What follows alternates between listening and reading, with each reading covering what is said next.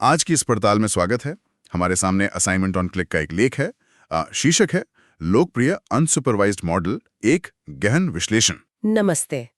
हाँ, ये लेख असल में उन तरीकों पर बात करता है जिनसे हम बिना लेबल वाले डेटा में छुपे हुए पैटर्न खोज सकते हैं। बिल्कुल। कि डेटा खुद क्या कहानी कह रहा है वो समझने की कोशिश। हाँ, तो आज का हमारा मकसद है इन 4 तकनीकों के मीन्स, डीबी स्कैन, पीसीए और हायरार्किकल क्लस्टरिंग, इनकी मुख्य बातों को समझना। जी, ये क्या है, कैसे काम करती हैं और क्यों जरूरी है? चलिए शुरू करते हैं फिर। सबसे पहले के मीन्स, ये तो शायद सबसे ज्यादा सुना हुआ सबसे आम तरीका है ना ग्रुप्स बनाने का। हाँ, बिल्कुल। ये काफी सीधा और बहुत इस्तेमाल होता है। आप बस ये तय करते हैं कि कितने क्लस्टर चाहिए, मतलब के की वैल्यू। अच्छा। फिर एल्गोरिथम डेटा पॉइंट्स को उनके ग्रुप्स में बांट देता है। हर पॉइंट अपने ग्रुप के सेंटर, जिसे सेंट्रॉइड कहते हैं, उसके सबसे करीब होता है। और ये सेंट्रॉइड बदलते रहते हैं। हाँ, वो बार बार कैलकुलेट होते हैं जब तक कि ग्रुप्स स्थिर ना हो जाएं, उनमें और बदलाव ना हो। स्रोत में लिखा है कि जैसे कस्टमर सेगमेंटेशन या इमेज का साइज कम करने में ये उपयोगी है, पर इसमें ये के पहले से बताना पड़ता है। जी हाँ। ये तो फिर थोड़ा मुश्किल भी होगा सही के चुनना। हाँ, बिल्कुल। और यही इसकी एक कह सकते हैं बड़ी चुनौती है। अगर के गलत चुना तो जो ग्रुप्स बनेंगे वो शायद किसी काम के ना हो। और एक और बात, ये मानता है कि क्लस्टर गोल होंगे और करीब करीब एक ही साइज के। अच्छा। जो असल डेटा में वो हमेशा सच नहीं होता। सही बात है। अच्छा, तो फिर इन्हीं दिक्कतों को देखते हुए, मतलब जहां क्लस्टर गोल ना हो या डेटा में शोर नॉइज ज्यादा हो, शायद इसीलिए डीबी क्या आता है। सही पकड़ा, बिल्कुल। डीबी स्कैन का आधार है घनत्व, मतलब डेंसिटी। डेंसिटी कैसे? ये देखता है कि पॉइंट्स कहाँ ज्यादा इकट्ठे हैं। ये पहले कोर पॉइंट्स ढूंढता है, ऐसे पॉइंट्स जिनके आसपास एक तय दायरे में कम से कम कुछ और पॉइंट्स हों। ठीक है। फिर इन कोर पॉइंट्स से जुड़े हुए बाकी पॉइंट्स को मिलाकर क्लस्टर बनाता है। और जो पॉइंट्स अकेले रह जाते हैं, किसी घने इलाके में नहीं आते, हाँ। उन्हें ये नॉइज मान लेता है, मतलब फालतू डेटा। और अच्छी बात यह है कि इसे के बताने की जरूरत नहीं। अरे वाह! तो ये अजीब शेप वाले क्लस्टर भी ढूंढ लेगा और शोर भी हटा देगा। स्रोत कह रहा है कि जैसे मैप्स पर डेटा हो या आसमान में तारों के झुंड खोजने हो। जी हाँ, स्थानिक डेटा के लिए बहुत अच्छा है। उसके लिए बढ़िया है। लेकिन क्या इसकी भी कोई सीमा है या ये हमेशा बढ़िया काम करता है? नहीं नहीं, सीमाएं तो है।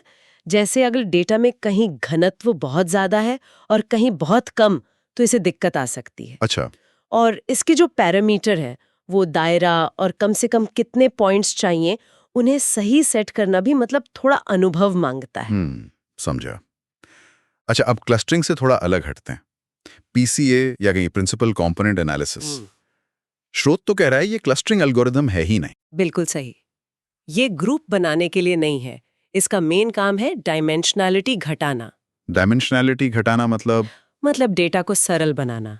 सोचिए, आपके पास डेटा है जिसमें बहुत सारे फीचर्स या कॉलम है। पीसीए कोशिश करता है कि कम से कम फीचर्स में उसे दिखाया जाए। अच्छा। लेकिन इस तरह कि ज्यादा से ज्यादा ओरिजिनल जानकारी, मतलब वेरिएंस, बची रहे। ये डेटा को नए एक्सेस, प्रिंसिपल कंपोनेंट्स पर प्रोजेक्ट करता है। तो कम फीचर्स में ज्यादा जानकारी। हाँ, एक तरह से। इसमें डेटा को स्टैंडर्डाइज करना पड़ता है, फिर कोवेरिएंस मैट्रिक्स देखना और आइगन वेक्टर वैल्यू निकालना, जो असल में बताते हैं कि डेटा किस दिशा में सबसे ज्यादा फैला है। स्रोत ने इमेज प्रोसेसिंग और जेनेटिक डेटा का उदाहरण दिया है, पर इसकी भी सीमा है। जैसे ये लीनियर, मतलब सीधी रेखा वाले संबंधों को ही मानता है। हाँ, ये एक मुख्य सीमा है। अगर डेटा में पैटर्न घुमावदार या जटिल है, तो पीसीए शायद उन्हें ठीक से ना पकड़ पाए और जानकारी खो सकती है। जी। और ये डेटा के स्केल की प्रति भी सेंसिटिव है। ठीक है। और आखिर में है हायरार्किकल क्लस्टरिंग। ये एक पेड़ जैसा स्ट्रक्चर बनाता है, डेंड्रोग्राम। जी हाँ, ये क्लस्टरिंग का एक और तरीका है। ये 2 तरह से काम करता है। या तो एग्लोमेरेटिव, मतलब नीचे से ऊपर। नीचे से ऊपर। हाँ, जिसमें हर डेटा पॉइंट पहले अपना अकेला क्लस्टर होता है, फिर सबसे करीबी क्लस्टर धीरे धीरे जुड़ते जाते हैं, एक बड़ा स्ट्रक्चर बनाते हुए। अच्छा, और दूसरा? दूसरा है डिविसिव, मतलब ऊपर से नीचे। इसमें सारे पॉइंट्स एक ही बड़े क्लस्टर में शुरू होते हैं और फिर वो धीरे धीरे छोटे छोटे ग्रुप्स में बंटते जाते हैं। और दोनों ही तरीकों से अंत में एक पेड़ जैसी संरचना, डेंड्रोग्राम, मिलती है। बिल्कुल, जो दिखाता है कि क्लस्टर कैसे एक दूसरे से जुड़े हैं, किस लेवल पर जुड़े हैं। ये जैसे सोशल नेटवर्क या जीन्स के विश्लेषण में काम आता है, जहां एक हायरार्की हो सकती है। लेकिन स्रोत में ये भी लिखा है कि बड़े डेटा सेट पर यह धीमा हो सकता है। हाँ, कंप्यूटेशनली महंगा पड़ सकता है, खासकर वो नीचे से ऊपर वाला तरीका।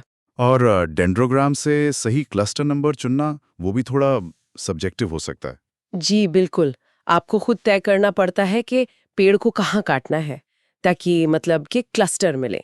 ये विश्लेषण के लक्ष्य पर निर्भर करता है। तो इन चारों को समझने के बाद स्रोत ने कुछ आम सवालों के जवाब में इनके मुख्य अंतर भी बताए हैं, जैसे के मीन्स को के चाहिए, डीबी स्कैन को नहीं। हाँ, और तीसरे का लक्ष्य है डायमेंशन कम करना, जबकि बाकी का लक्ष्य है ग्रुप बनाना। सही। के मीन्स गोल क्लस्टर के लिए अच्छा है, डीवी स्कैन किसी भी शेप के क्लस्टर और नॉइज पहचान सकता है, और हायरार्किकल आपको पूरी संरचना दिखाता है। तो कुल मिलाकर देखें तो ये सारे अनसुपरवाइज तरीके डेटा के अंदर छुपी हुई कहानियों को, पैटर्न्स को समझने के लिए बहुत जरूरी हैं।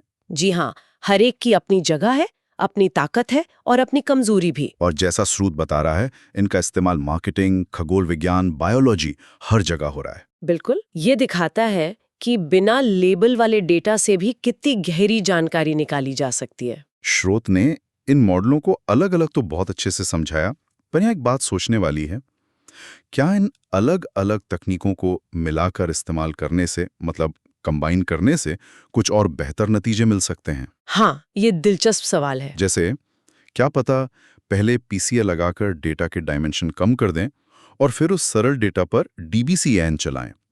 शायद इससे क्लस्टरिंग और अच्छी हो। ये बिल्कुल संभव है और कई बार किया भी जाता है। ये आगे और खोज करने के लिए एक अच्छा पॉइंट है।